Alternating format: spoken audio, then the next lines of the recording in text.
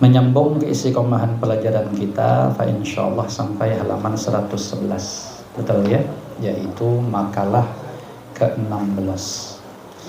Wabil isnadil ladzi yattasulu ilal musannif rahimahumullahu ta'ala wa nafa'ana bi ulumihim wa anwarihim wa asrarihim wa nafahatihim fid dharain amin.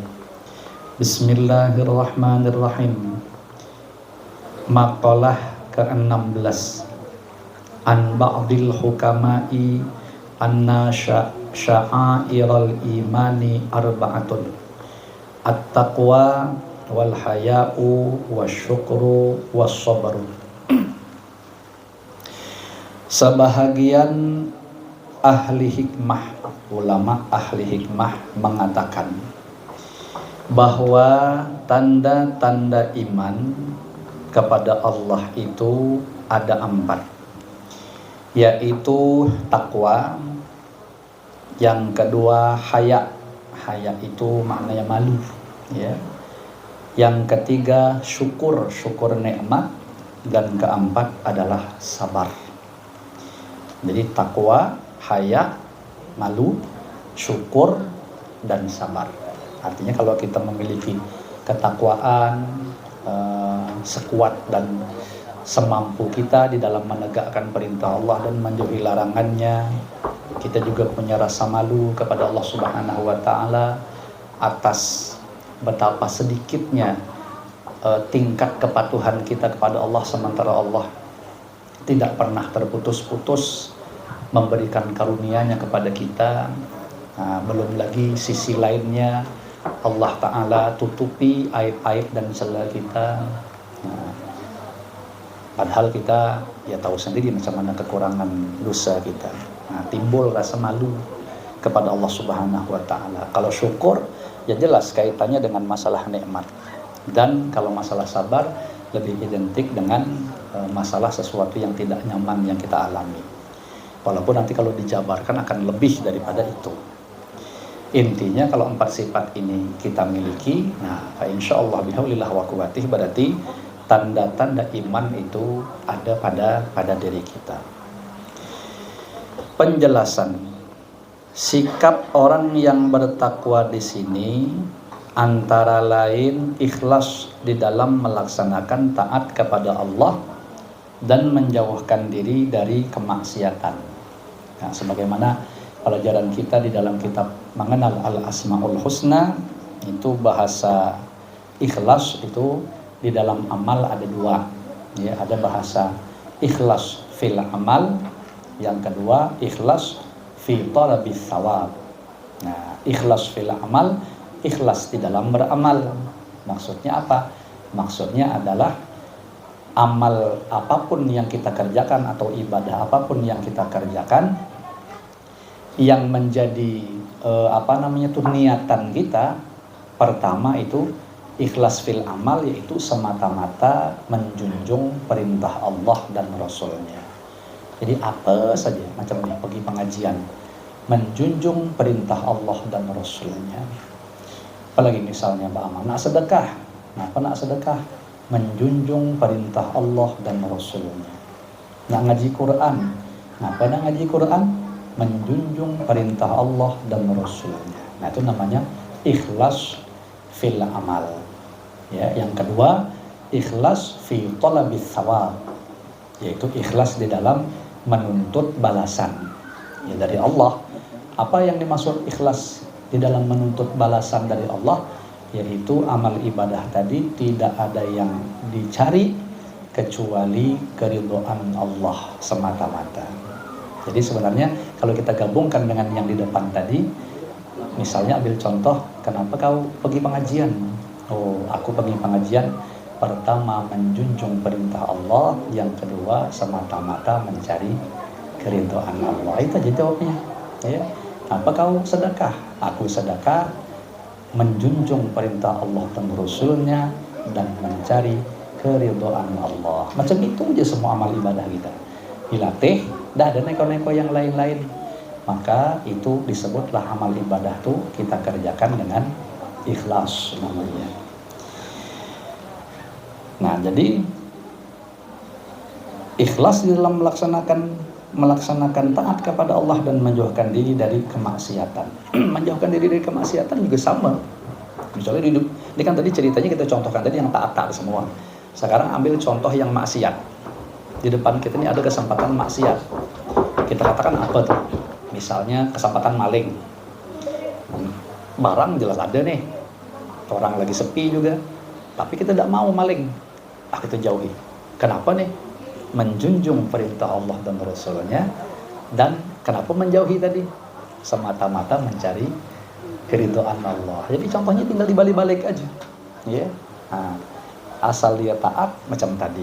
Asal dia kemaksiatan dijauhi, itu kan takwa juga namanya tuh. Nah, itu pun dilakukan bukan neko-neko. Jadi jangan sampai nanti niatnya ngapa kau kesempatan nih bisa maling tapi kau jauhi. Pak orang masih ramai tadi itu soalnya. Nah, berarti bukan menjunjung perintah Allah, ya. Nah, seakan-akan gitu. Iya. Atau bukan mencari keridhaan Allah. Nah, itu kan berarti sesuatu yang salah, tidak ikhlas di dalam menjauhi kemaksiatannya itu. Kira-kira tuh seperti itulah. Mohon maaf nih kalau saya contohkan agak ekstrim sedikit. Kalau maling kan insya Allah di sini tidak ada lah. Tapi di lain kesempatan boleh jadi kita ini pas saat sendirian kita memandang sesuatu yang haram. Contohnya kayak video porno misalnya. Nah, antum ini ada di rumah sendirian. Siapa yang bisa menjamin kesempatan? Ada kuota banyak. Misalnya, pas pulang ketepatan lagi bagus-bagusnya sinyal pula. Awak jomblo pula asah, betul? Nah, misal, lalu tergerak hati. Kata setan daripada nganggur, penting nonton lah. Soalnya kita bilang, tak jadilah. Misalnya gitu, jangan, tak boleh ini. Nah, timbul pertanyaan, kenapa kau jauhi itu, kata setan? Ya, untuk semata-mata menjunjung perintah Allah dan Rasulnya. Apa yang kau cari ke setan, kau tidak mau nonton, tuh padahal kesempatan ada. Semata-mata yang kau cari adalah mencari keridhaan Allah. Nah, istilahnya seperti itu. Lain kalau memang, iyalah kalau gitu ngomong sempat nih, setelah tahu-tahu putar-putar anunya tuh, lelet gitu. Caca dulu lili mau 10 menit, tak jadilah payahan sinyal nih. Nah, dia yang jauhi juga namanya nih. Tapi dia yang jauhi bukan menjunjung perintah Allah, bukan mencari keridhaan Allah. Kenapa lelet cuma sinyal? Bangsa ada lelet itu sah betul. Ibarat, paham lah tak? Nah, itu macam itulah kira-kira contohnya. Ya, tinggal dikiaskan ke lain-lain. Nah, kemudian halaman berapa tadi? 111. Nah, tadi tiup anginnya. Nah, definisi takwa diantaranya adalah wakila muhafadzatu adabis syariati. Ini sebahagian ta'rif nih. Kalau yang masyhur biasanya takwa itu imtitsalu awamirillah wajtinabu nawahihi, menjalankan perintah Allah dan menjauhi larangannya. Nah, sekarang di sini ada ta'rif lain selain itu, yaitu memelihara aturan-aturan syariat atau agama. Allah punya peraturan Allah dua aja, kalau ada perintah mesti larangan. Dijaga baik-baik, berarti kalau perintah dijalankan, kalau larangan berarti dijauhi. Jadi kurang lebih sama aja sebenarnya. Kalau di dalam kitab mengenal al-asmaul husna itu seingat saya, takwa itu ditarifi sama guru Bahid adalah rasa pengagungan di dalam hati atas perintah Allah dan rasa takut yang teramat sangat untuk menerjang larangan Allah. Jadi kalau saya amati takrif lebih dalam. Jadi takwa itu adanya di dalam hati dulu. Pengagungan yang begitu hebat kepada perintah Allah dan takut yang luar biasa kepada larangan-larangan Allah, siksaan Allah, yang efek daripada pengagungan ini maka menjadikan tubuh selalu taat, dan efek kuatnya rasa takut itu menjadikan tubuh mundur atau menjauhi daripada apa yang dilarang. Jadi awalnya itu hatinya dulu yang mengagungkan dan takut, baru timbul fisiknya melakukan taat atau fisiknya menjauhi yang namanya maksiat. Jadi efek dari rasa ta'zim dan rasa takut tadi, sehingga seperti itu efeknya. Nah, al-iqtida'u bin Nabi sallallahu alaihi wasallam qaulan wa fi'lan. mengikuti jejak langkah Nabi Shallallahu Alaihi Wasallam dalam ucapan dan perbuatan.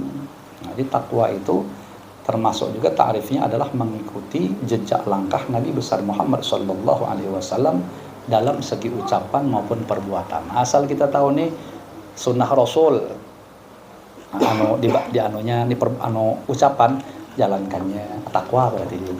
Ya. Ini ada perbuatan, ini sunnah Rasul perbuatan takwa berarti. Nak makan, nak tahu nak minum, tak ingat Rasulullah macam mana sunnahnya. Oh iya, kalau ucapan Rasulullah tuh bilang Bismillahirrahmanirrahim dulu. Bismillahirrahmanirrahim. Allahumma barik lana fi ma razaqtana wa qina adzabannar. Nah, ini berarti takwa nih, kaulan. Kalau fi'lannya apa? Oh iya, Rasulullah tuh kalau megang gelas atau makan mesti pakai tangan kanan. Perbuatan nih, nah itu berarti takwa. Ya, iktida bi Rasulillah sallallahu alaihi wasallam. Tambahan, takwa ialah husnul syukri fima nala bihi wa husnul tawakkuli fima lam yanal bih wa husnul sabri fima fata bih. Bersyukur takwa nih, bersyukur kepada Allah atas apa yang telah ia terima. Ini apa yang sudah kita dapatkan, kita bersyukur dalam segala hal. Dan bertawakal atas apa yang belum ia peroleh. Nah, sesuatu yang belum kita dapatkan, kita serahkan kepada Allah. Terserah Allah lah, istilahnya gitu. Ya, karena barangnya belum dapat kisahnya. Pasrah baik-baik, bulat-bulat. Nah, serta bersabar atas kegagalan yang dia alami. Ya. Bersabar atas kegagalan yang ia alami. Atau boleh juga dimaknakan lain, bersabar atas sesuatu yang luput. Ini sudah ada kesempatannya, tapi ternyata tidak bisa diraih, atau luput namanya. Padahal kalau kita dapat tadi mungkin satu keberuntungan, tapi kita tak dapat. Hakikatnya kita tak dapat, itu pun juga merupakan bagian daripada takdir Allah. Akhirnya kita sabar menghadapi itu. Ya udah. Nah, apa misalnya contohnya itu? Ya kita ambil lah. Contohnya kayak sehat. Nah, kita ini badan sudah sehat nih. Ternyata kita sudah bermati-matian menjaga kesehatan kita, olahraga, pola makan diatur, tidur segala macam. Ujungnya ada sakitnya juga. Nah, berarti kan namanya kehilangan kesehatan. Sesuatu yang luput tadi sudah. Nah, berarti tinggal disabari aja. Ya. Takwa juga bisa berarti, nih ta'rif daripada ulama banyak nih. Hubbul khalili wa bughdul qalili wa tiba'ut tanzili. Cinta kepada Allah. Ya, takwa bisa dita'rifkan atau didefinisikan dengan cinta kepada Allah. Dan membenci akan dunia. Serta mengikuti petunjuk Al-Quran. Mengikuti petunjuk Quran itu bisa juga disebut dengan takwa. Wa qala ba'dul hukama, sebagian ahli hikmah mengatakan, kata-kata takwa itu terdiri atas 4 huruf, yaitu ta, qaf, waw. Itu bukan ya sebenarnya, alif, ya.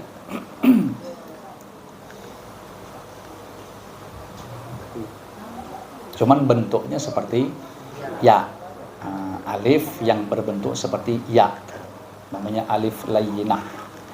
Contohnya juga seperti lafaz huda, al-huda, ya, bentuk alifnya kan bukan lurus ke atas tapi kayak ya, itu alif, ya.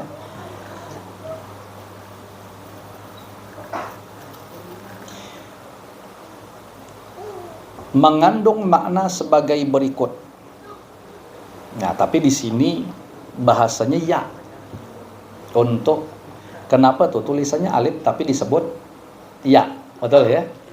Karena itu ngambil alif itu tidak akan ada asli di dalam sebuah kalimat, melainkan pasti itu adalah kalau tidak tambahan mesti gantian. Nah, di sini ngambilnya itu makna yang gantian. Jadi takwa itu kan qawiyah, ya qawiyah kuat, mana ya?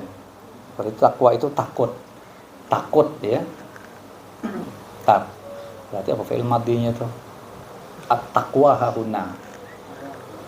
Apa? Qawa. Qawa. Qawa yakwi. Nah, itu qawiyah. Nah, qawiyah yakwi masdarnya kuatan. Nah, bagus nih, nanti dibahas nanti. Artinya saya renungkan apa akar katanya at-taqwa. Sedia syaraf nih ya, masih kita bermain tasrif nih. Kalau qawiyah yakwa kuatan. Wa taqwan. Iya. Bujurkah? Qawiyah yakwa kuatan. Wa makwan masdar min. Fahuwa qawiyun kalau qawi. Ini kalau takwa kan fi'il mudhari', fi'il orangnya muttaqin ya. Ah, berarti ittaqa yattaqi ittiqaan. Kok takwa? Berarti apa tuh? Apakah itu masdar simainya? Karena bertakwa itu namanya ittaqa. Betul kan? Ittaqa yattaqi ittiqaan. Wazannya berarti ittaqa ifta'ala yafta'ilu ifti'alan wa mufta'alan muttaqan fahuwa muttaqin wa dzaka muttaqan. Kayaknya nih feeling saya ini mestinya masdar simainya nih. At-taqwa masdar dari fi'il madhi ittaqa. Makanya orang yang bertakwa bukan qawiyun tapi muttaqin. Kalau jamaknya muttaqina ya. Innalil muttaqina mafaza. Nah, jadi kalau seperti itu ifta'ala ittaqoya digantilah ya-nya menjadi alif menjadi ittaqo. Jadi makanya saya katakan tadi ta qaf waw alif. Tapi di sini disebut ya. Kenapa? Mengambil huruf aslinya sebelum mengalami perubahan. Kalau itu ya, andaikan itu disebut ya, orang tidak ada baca takwa, masih bacanya takwai. Betul kan? Nah, karena tidak suah ada ya dibaca berbentuk takwa gitu, tidak ada. Nah, mesti dibaca takwai. Kalau itu ya. Nah, karena ya berada di akhir kalimat, sebelumnya ya-nya berharokat, kan aslinya takwayan kan? Nah, at-taqwa itu takwayan aslinya. Wawnya berharokat. Maka huruf ya berharokat jatuh setelah huruf yang berharokat fathah harus diganti menjadi alif. Ada yang tahu alfiyahnya? Ya. Ada yang tahu tak? Masya Allah ya. Oke, nangkap dah yang saya maksudkan tadi nih. Nangkap ya. Nah. Oke, jadi dia ngambil huruf aslinya nih, bukan yang digantian itu. Oke, kita cek lagi. Ta mengandung makna tadarru'un.